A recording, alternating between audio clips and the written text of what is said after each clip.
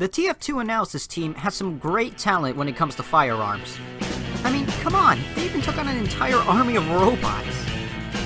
However, I've noticed that the only things a lot of them ever seem to use are the stock weapons. With so many unique weapons in the Manco store, I feel that there are some better options that would better assist in how each of the mercenaries play. Let's change that, shall we? I'm Christian Mash, and here are my top suggestions for alternate weapons that the TF2 Analysis Team could try using. First up are the Scouts. For Inkaros, I see the Mad Milk as a good alternative to the bonk you never seem to use. As a team player myself, I know that this baby is a lifesaver in many situations, especially in competitive mode. You can both extinguish your teammates and throw it at enemies to help them heal back damage at an impressive rate. An all-around good choice in my opinion. For KP, this one seemed pretty obvious. The Babyface's Blaster. Not only does it allow you to go faster on a successful meat shot, as long as you don't take damage, you'll be able to move much faster than any regular scout could. As a bonus, you'll be able to annoy the ever-living daylights out of the Reds much better than you ever could before. I'm a horrible pony sometimes. As for the soldiers, I see Jasper Pie running both the airstrike and the base jumper. And before you commenters go down and try to correct me, I am aware that these are two separate weapons, but it's almost mandatory to get the most out of the launcher.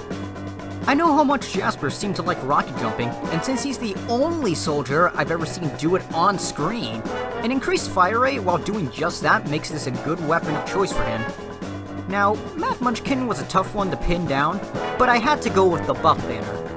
Not only will that make her a big team player, but also allow for courageous pushes with 10 seconds of mini crits for everyone.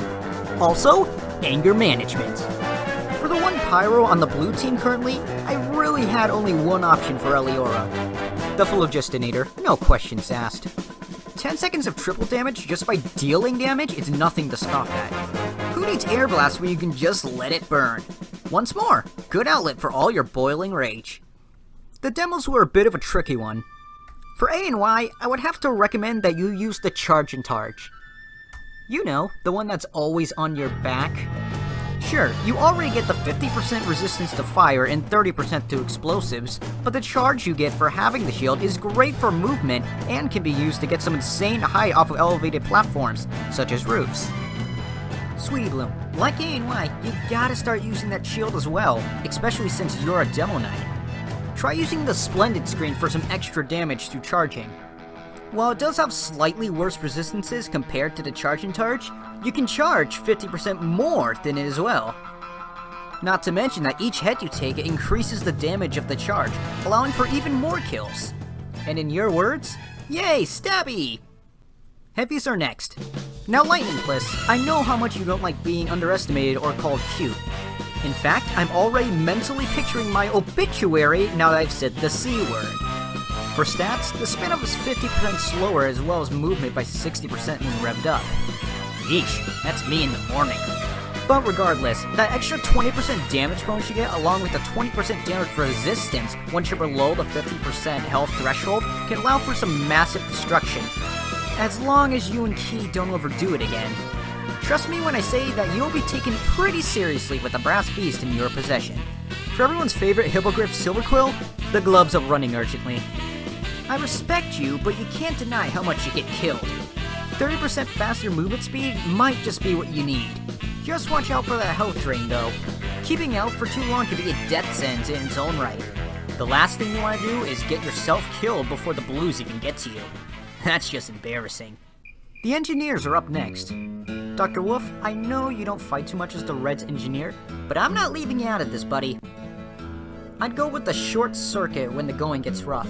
At the cost of 65 metal, you'll be able to launch a projectile-consuming ball, both keeping you and your building safe, not to mention your team from heavy fire.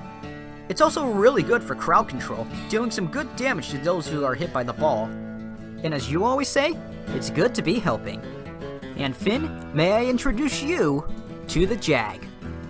Not only can you speed up your construction by 30%, but you can also swing 15% faster. Getting those buildings up quickly can mean the difference between victory and defeat. Watch out for spies and heavy concentrated fire though, you can't deal with that as easily, especially with that 25% damage penalty and 20% lower repair rate. Still, it's a very versatile utility to the engineer playstyle. Alright medics, you're getting the treatment next. As for Firebrand, I'd take you as a crit streak guy. While you won't be getting any invincibility from your uber charge, you will instead get crits for the same amount of time. You also have a 25% faster uber rate, meaning that you can throw out those charges a lot faster than stock. Great for making things go kaboom more efficiently. Keyframe, you want to maximize your healing? Well, I would normally tell someone to learn how to utilize crit heals, but if you're like me, I hate leaving my team hanging, and crit heals require the team to be hurt for long periods of time. Instead, I'd rather direct you to the quick fix. A hefty 40% faster heal rate will allow you to heal any member of your team in under 10 seconds. Couple that with a 10% faster uber rate, and you're holding some awesome in your hooves. The only downside is that you can only dish out half the overheal that a normal medigun can. However, you've also got your brand new uber charge. 300% faster heal rate when active. A perfect choice when trying to keep everyone alive on both defense and offense. Snipers. Not my preferred class, but I'll see what I can do. Voice of Reason. I've seen you use both the Machina and the Bushwhacker in the past. Both are good weapons, but the second one needs a little more help than the other in order to properly use it to its maximum efficiency. Enter Girardi. Now before you say anything, yes, I am aware that he has used it before, but not enough to be considered a true part of his arsenal in my opinion. It's only really ever been used as a joke weapon. Back on topic, Girardi can both extinguish teammates and force enemies to take mini crits when doused in it. It also helps your Bushwhacker take maximum effect, dealing full crits whenever it would normally deal a mini crit. Golden Fox, dude, I love ya, but if you want to be taken seriously around Cold Town, stop using the classic. It's one of the worst weapons in the entire game. Instead, go for one of the best, namely the Bizarre Bargain, a great rifle that emphasizes headshots. While it's true that you start out with a 50% slower charge than stock, each scope headshot kill increases the charge rate by 25%, up to a maximum of 200%. With your luck, getting those kills will be a breeze. Last but certainly not least, the illustrious Spy.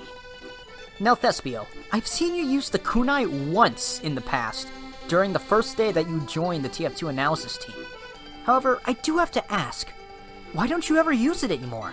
Sure, you do start with low health, but on a single backstab, you're able to sap all of the enemy's health and heal yourself. It's basically like having Keyframe at your side 24/7. You can even get up to 210 health at maximum overheal. That's 25 more health than you could normally get with stock. Always gotta check those stats. Now let me reiterate, I don't hate stock, but there are so many more unique and interesting options. Heck, there are many I couldn't list in this video because if I did, we'd all be sitting here until Golden Fox gets all the sniper achievements. To the TF2 Analysis Team, get out there and keep dominating. I'm Christian Mash. Sayonara, my dear viewers. For Inkaros, I see the Mad Milk as a good alternative to the stock pistol, and the bonk that you use. God, I screwed it up. She doesn't use the pistol, she uses bonk. She uses bonk. I've never seen anyone in the series pick up a pistol. I know it's a stock weapon. I did say a lot of them use stock, but come on. The bonk isn't even really that good anymore. I mean, after the nerf, okay. As a team player myself, I know that this baby is a lifesaver in many situations. Situation. Pronounce words right. Mouth, do noises. The baby bottle Baby face blaster. I should know this. I wrote this in the script. How am I forgetting this kind of stuff? I'm gonna make a blooper reel. This is my third time. This is my third time screwing up words I should know the name of. I've been playing TF2 for I don't even know how many years. I should know these words by now. Pronunciation be darned. Voice of Reason. I've seen you use both the Machina and the Bushwhacker from your arsenal. Arsenal. Arsenal,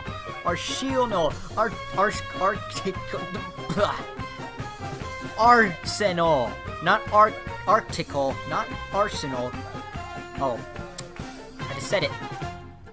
Arsenal. See, oi. Plant yourself on the point, laddie. Oh, I just offended so many people. Maddie, if you're watching this, please forgive my horrible I can't even speak right. Mad Munchkin, if you somehow see this, please forgive me and my terrible Scottish accent.